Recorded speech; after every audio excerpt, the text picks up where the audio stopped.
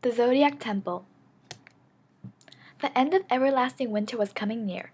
It was the start of February and everyone was on spring break. Tomorrow was the start of Chinese New Year festival. The smell of spring was dancing in the air as the fresh morning air tickled the noses of drowsy people. Emily, tell your brother to come downstairs.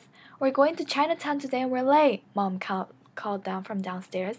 Okay, Emily called back. Emily was getting ready to visit Chinatown with her mom and brother. Mom wanted to visit Chinatown this year because they hadn't had a chance to celebrate Chinese New Year properly last year. They planned to go hiking on a mountain in Chinatown, so she packed her hiking gear with a few energy bars. Emily breathed in the smell of fresh morning dew.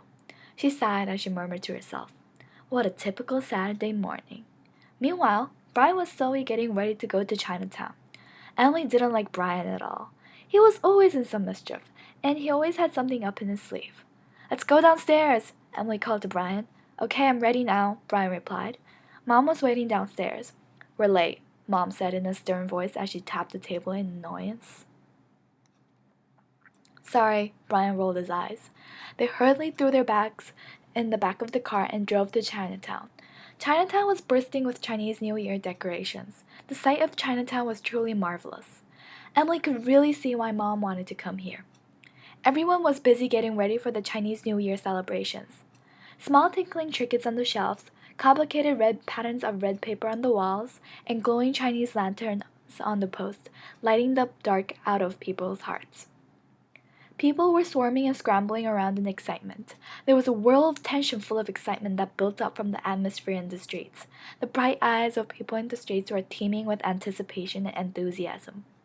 There were small and big commotions around auctions for decorations as people were laughing and thanking people of their wins and losses.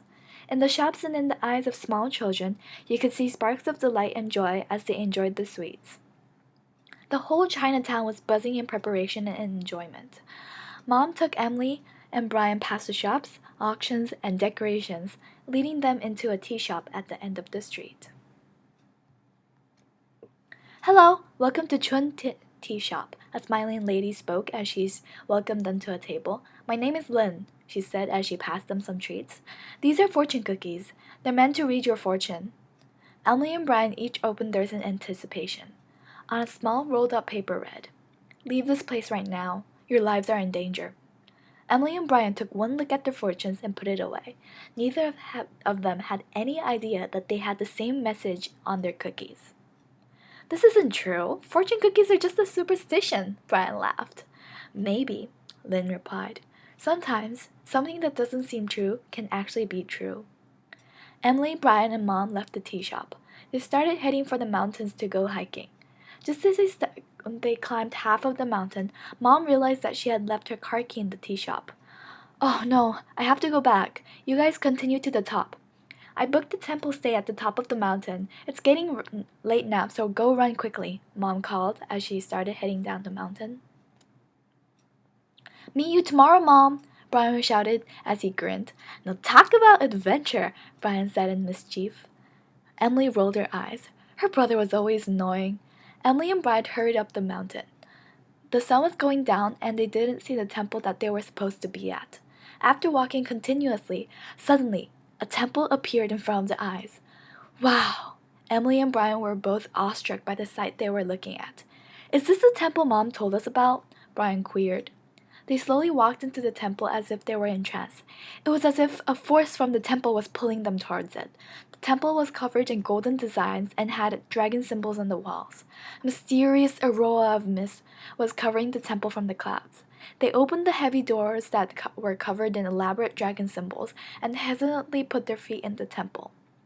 The minute they went into the temple, a voice rang in their heads. "Welcome, the chosen ones," said a deep voice from nowhere. Suddenly, the door slammed shut and light embraced the temple. "We're the Zodiac animals that guard people from all around the world," the voice continued. "You have chosen to help us solve our problem." "What? We never agreed on anything!" Emily panicked. Before she could continue, Brian cut her words. "What problem is it?" "Long ago, there was a man-eating monster called Nian. Every year, it would visit the villages and eat the people and the food that the villagers had collected. Because the trick that Buddha had taught them, the people were able to defeat Nian by putting red paper on the walls and lighting up fireworks. After that incident, Nian always stayed at sea. Starting from then, God gave the spirits of zodiac animals to power to guard the people from Nian and other monsters. The deep voice spoke solemnly. But Nian is now back. This is the holy temple for the 12 zodiac animals. This is where the spirit of zodiac animal rests. As long as people believe in the power of zodiac animals, us spirits have the power to protect people and to stop any monsters like Nian from hurting people. Because we are spirits, we are bound to this temple. To guard this temple, we always put up a magical barrier to stop monsters. The problem is that someone removed these barriers. Especially at a time like this when tomorrow is the start off of Chinese New Year, monsters will attempt to destroy the temple. What's worse is that Nian is coming to this temple tonight to destroy it. Once Nian destroys the temple, we will no longer be able to protect people from the monsters. We need to set these barriers back up again to guard the temple, but we need the help of humans. Emily and Brian glanced at each other and called, "What do we need to do?" Soon enough, Emily and Brian went to work. They ran around the temple putting red paper and fireworks. They put gongs and trinkets on the walls and red Chinese New Year decorations on the ceiling. Before they could be finished with their barrier, suddenly the lights went off. Every single candle in the temple was whipped off, and all was left was wisps of smoke curling to the ceiling. The temple was so quiet that you could hear a pin drop. Emily and Brian stood frozen to the spot. Then the door cracked open with a squeaking noise as a beam of light flashed in the temple, portraying a shadow of a monster. "It's Nian," Brian whispered. "I see that you were trying to welcome me," Nian nodded as he licked his lips. "I smell 2 tasty morsels that you have prepared me, zodiac spirits." Nian stepped into the light. Its eyes gleamed like shards of rays. They were very disoriented, and one look at them would fix you to the spot. "You will not come any further," the deep voice said sternly. "You all know why I'm here," Nian chortled as I walked in further. "Now where are my morsels?" Nian looked around in anticipation. Then, in a flash of a second, the fireworks exploded in front of Nian. It was a terrifying sight. Emily and Brian stood awestruck. Red, blue, green, all sorts of fireworks blew off and catapulted in the temple, sparks slamming into the wall and blasting Nian, blinded the temple with such brightness. Nian laughed. "You can't stop me with this. I'm already strong enough to stop that impact." Nian slammed its body against the tall statue in the middle of the temple. The statue broke as stone pieces rained down on the floor. "You can't stop me now," Nian bellowed.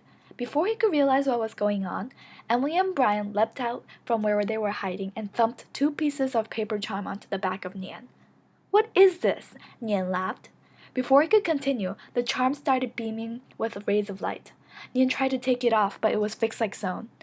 As the light grew brighter, it started burning into Nian's skin. Nian roared in pain as he hurled himself on the wall in an attempt to get the charms off.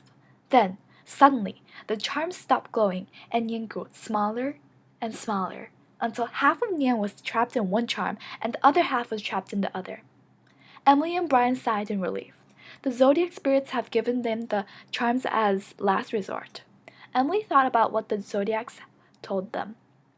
The charms only work together, only when both of you wish for the same thing. Use these charms only at the desperate situation, the zodiac spirits had said. "Thank you," the zodiac animals said to Emily and Brian. "We shall grant you 1 wish for your bravery."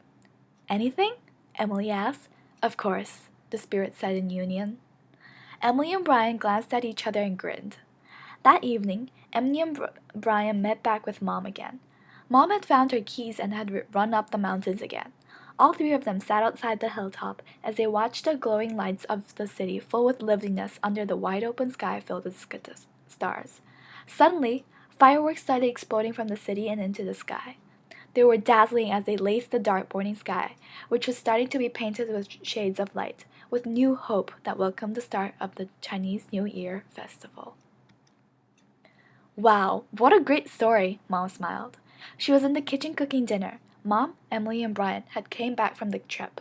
It was a magnificent Sunday evening. "So what did you wish for?" Mom asked quizzically. "Fireworks," Emily and Brian replied. So who would wish for anything better? Besides, it's Chinese New Year. You can't miss fireworks at a Chinese New Year festival. Mom laughed. So did you guys come up with this story when I was gone yesterday? No, it's a true story, Brian said. Uh-huh. Mom raised her eyebrows. She laid out her Chinese New Year dinner on the table. Sometimes, something that doesn't seem true can be actually true, Emily murmured. What? Mom asked. Nothing, Emily replied. Happy Chinese New Year! 新年快乐!